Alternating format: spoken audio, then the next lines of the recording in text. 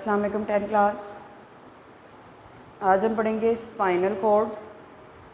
Previous topic में हमने brain पढ़ा और ये दोनों किसके पार्ट हैं? सेंट्रल नर्वस सिस्टम के। सबसे पहले जब हमने टॉपिक स्टार्ट किया, ह्यूमन नर्वस सिस्टम किससे मिलकर बनता है? सेंट्रल नर्वस सिस्टम और पेरिफेरल नर्वस सिस्टम। तो सेंट्रल नर्वस सिस्टम सबसे पहले हम पढ़ रहे हैं, जो कि किससे मिलकर बना होता है? स्पाइनल कॉर्ड और ब्रेन से। ब्रेन हमने पढ़ लिया लास्ट टॉपिक में। इसके बाद अब है स्पाइनल कॉर्ड। स्पाइनल कॉर्ड क्या है? अगर इसकी डेफिनेशन देखें तो ये किसके बाद स्टार्ट होती है? Spinal cord. पीछे हमने जो ब्रेन पढ़ा था उसमें हमने लास्ट पढ़ा था ब्रेन, जो हाइंड ब्रेन है इसका पिछला हिस्सा, मिड ब्रेन और हाइंड ब्रेन के कुछ पार्ट्स, मिड ब्रेन, पोन्स और मेडुला ऑब्लिंगेटा, ये तीनों मिलकर ब्रेन की स्टेम कहलाते हैं। इन्हें कहते हैं ब्रेन स्टेम। तो ब्रेन स्टेम के बाद ही या मेडुला ऑब्लिंगेटा के फ़ौरन बाद अगला पार्ट स्टार्ट हो जाता है स्पाइनल कॉर्ड। तो स्पाइनल कॉर्ड क्या है? Bundle of nerves. नर्व्स का बंडल है, tubular bundle of nerves. Nerves का एक बंडल मिलता है तो स्पाइनल कॉर्ड बनती है। स्टूडेंट समझते हैं कि स्पाइनल कॉर्ड और रीढ़ की हड्डी एक ही चीज़ है। एक ही चीज़ नहीं है। स्पाइनल कॉर्ड कहाँ होती है? अगर हम देखें, ये हमने पढ़ा था ब्रेन,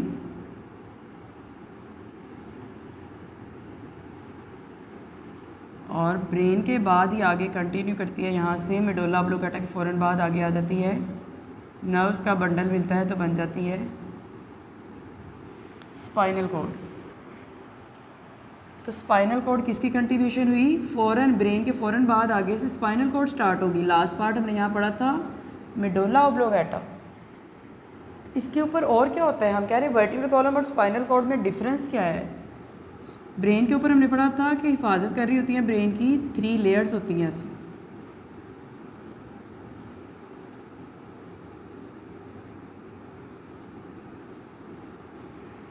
ब्रेन की हिफाजत कौन करती हैं? 3 लेयर्स होती हैं जिन्हें कहते हैं मेनिंजेस। यही 3 लेयर्स कंटिन्यू करती हैं आगे स्पाइनल कॉर्ड के बाहर भी।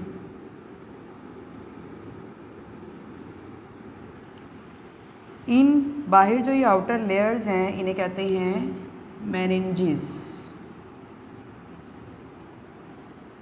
ये क्या कहला रही हैं? मेनिंजेस। ब्रेन में भी हमने इनका पढ़ा था कि काम क्या करती हैं? प्रोटेक्ट वगैरह करती हैं, ऑक्सीजन देती हैं, न्यूट्रिएंट्स देती हैं। तो ब्रेन को भी कवर कर रही हैं और स्पाइनल कॉर्ड को भी। अब उसके बाद ब्रेन के बाहर हमने पढ़ा था क्या होती है? खोपड़ी, जो उसकी हिफाजत करती है। तो ब्रेन के बाहर कौन है? क्रेनियम होती है, जबकि यहाँ पर कौन होती है? स्पाइनल कॉर्ड के बाहर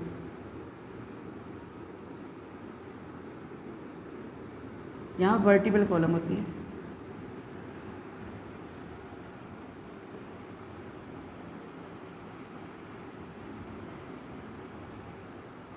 तो स्पाइनल कॉर्ड पहले उसकी प्रोटेक्शन कर रही हैं मेनिंजेस, जो 3 लेयर्स हैं, और उसके बाद भी और कौन होती है? Vertebral column. तो ये वर्टिब्रल कॉलम है जो कि हड्डी है, जो हिफाजत कर रही है, जो सिर्फ प्रोटेक्शन का काम कर रही है, वर्टेब्री से मिलकर बनी हुई होती है। तो वर्टिब्रल कॉलम, उसके अंदर मेनिंजेस, उसके अंदर स्पाइनल कॉर्ड। तो स्पाइनल कॉर्ड क्या है फिर? बंडल ऑफ नर्व्स, जो अराइज होता है कहाँ से? मेडुला ऑब्लिंगेटा से हमारी लोअर बैक तक ये मौजूद होती है। इसके ऊपर मेनिंजेस और वर्टिब्रल कॉलम इसकी प्रोटेक्शन कर रही होती हैं। ये हमने इसका इंट्रोडक्शन देखा। उसके बाद स्पाइनल कॉर्ड जो है, इसके कितने रीजन्स होते हैं? ये तो हम एक जनरली देखते हैं ना किस तरह से। अगर इसको हम दरमियान से देखें, इसका एक रीजन लेकर थोड़ा सा चेक करें, तो इसके 2 रीजन्स होते हैं। एक आउटर रीजन है,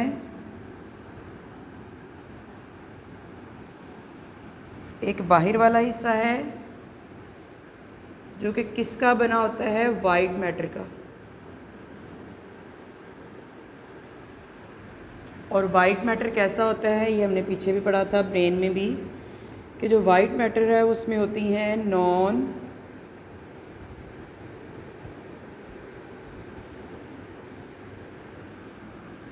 माइलिनेटेड। वाइट मैटर जो है वो माइलिनेटेड एक्सॉन से मिलकर बनता है। उसमें जो एक्सॉन्स होती हैं वो कैसी होती हैं, माइलन के साथ।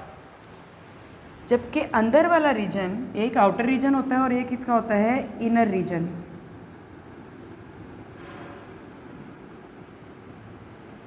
जो अंदर वाला रीजन है वो कैसा होता है, बटरफ्लाई शेप होता है। एक तो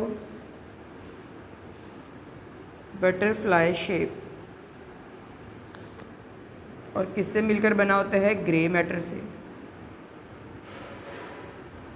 और ग्रे मैटर हमें पता है कैसा होता है, नॉन माइलिनेटेड एक्सॉन्स पर कंसिस्ट करता है। किससे मिलकर बना होता है, नॉन माइलिनेटेड एक्सॉन्स।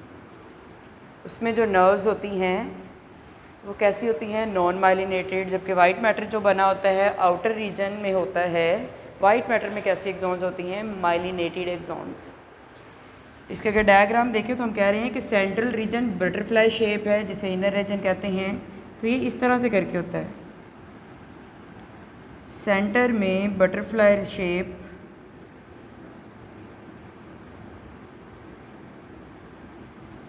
रीजन इस तरह से मौजूद होता है। फिर उसके बाद बाहर होता है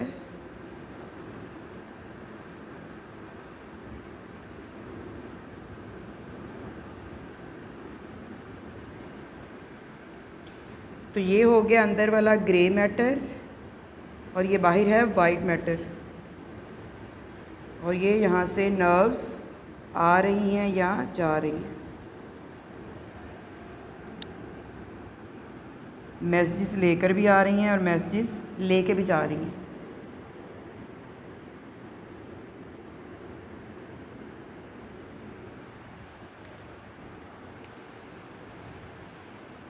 अच्छा, जहाँ से स्पाइनल नर्व्स जो है, इसमें टोटल कितने नर्व्स के कितने पेयर्स होते हैं,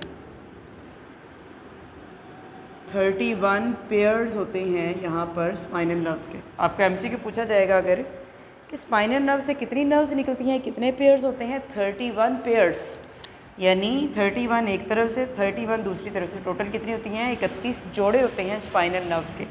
ये तमाम की तमाम जो 31 पेयर्स ऑफ नर्व्स हैं, 31 पेयर्स किसके हैं, नर्व्स के।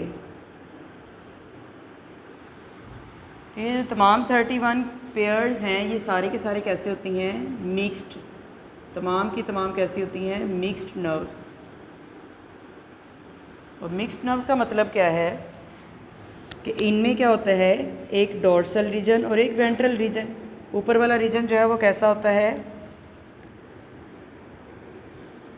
ये ऊपर वाली है सेंसरी नर्व जो रिसेप्टर से मैसेज लेकर आ रही है। कहाँ से मैसेज ला रही है, रिसेप्टर से। इसके बाद नीचे वाला जो नीचे वाली नर्व होते हैं इसे कहते हैं मोटर नर्व। तो इसका मतलब इसमें कितनी रूट्स हैं, 2। एक अपवर्ड रूट है जिसे कहते हैं डोर्सल रूट। 2 रूट्स अराइज होती हैं स्पाइनल नर्व से, एक ऊपर वाली है डोर्सल रूट और एक नीचे वाली है वेंट्रल रूट। जो डोर्सल रूट है उसमें कौन कौन सी वो नर्व्स है, कौन सी नर्व के तौर पर काम कर रही है, सेंसरी नर्व। और इसके अलावा यहाँ पर कुछ पॉइंट्स होते हैं जिन्हें कहते हैं गैंग्लियन। ये क्या है, वो पॉइंट जहाँ पर सेल बॉडीज़ ग्रुप बना लेती हैं। तो डोर्सल ऊपर वाली है डोर्सल रूट, नीचे वाली है वेंट्रल रूट। डोर्सल रूट काम कर रही है एज अ सेंसरी न्यूरॉन और उसमें क्या होता है, गैंग्लियन भी होता है। जबकि ventral root as a motor neuron काम करती है और ये मैसेज लेकर आ रही है किसके पास, इफेक्टर के पास। और सेंसरी और मोटर के दरमियान यहाँ पर ये कौन सी वाली नर्व है, इंटर नर्व या इंटर न्यूरॉन।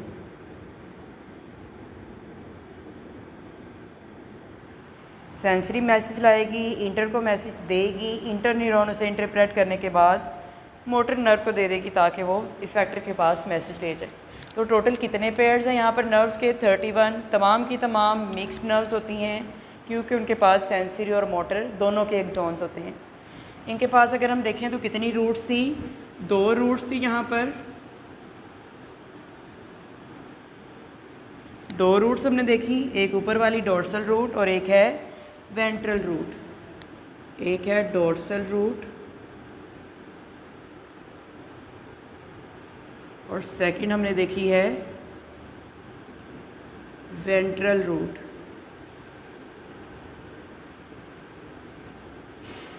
जो डोर्सल रूट थी उसमें कौन कौन सी नर्व्स थी? डोर्सल रूट के पास या डोर्सल रूट काम करती है सेंसरी नर्व्स के लिए, प्लस वहाँ पर और क्या होते हैं? गैंग्लियंस या गैंग्लिया। वेंट्रल रूट काम करती है as a motor neuron.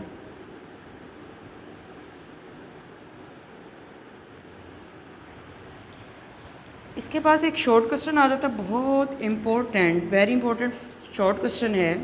Function बताएं स्पाइनल कॉर्ड के।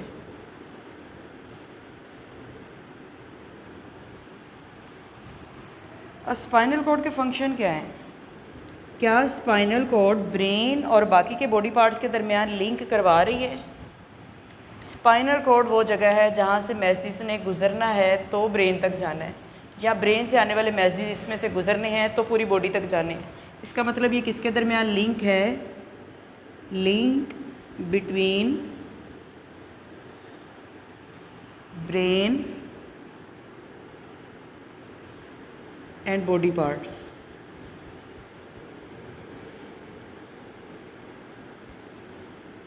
ब्रेन और बॉडी पार्ट के दरमियान ये लिंक का काम करवा रही है। बॉडी से आने वाले मैसेजेस ब्रेन तक पहुंचाना इसका काम है। ब्रेन से जो मैसेजेस आने बॉडी पार्ट के पास, इससे गुजरे बगैर वो वहाँ से नहीं गुजर सकते। एक ये फंक्शन हो गया कि ये लिंक का काम करवा रही है। और क्या फंक्शन है इसका? सेकंड फंक्शन है कुछ स्मॉल फंक्शंस के लिए, छोटे मोटे कामों के लिए जो हमारी स्पाइनल कॉर्ड है वो कोऑर्डिनेटर का काम भी करती है। Act as coordinator for some simple reflexes. छोटे मोटे फंक्शंस जो हमारी बॉडी के हैं उनको ये कंट्रोल कर सकती है। तो ये कोऑर्डिनेटर का काम भी करती है और ब्रेन और बॉडी के दरमियान लिंक का काम करती है। बहुत इंपॉर्टेंट शॉर्ट क्वेश्चन है ये लॉन्ग क्वेश्चन भी है एक पूरा, और ये इतना सा छोटा सा एक लॉन्ग क्वेश्चन है डायग्राम के साथ। क्या पढ़ा स्पाइनल कॉर्ड में हमने? कि स्पाइनल कॉर्ड बंडल है नर्व्स का बंडल, जो कहाँ से अराइज होता है? ब्रेन स्टेम से स्टार्ट होकर हमारी लोअर बैक तक ये जाती है।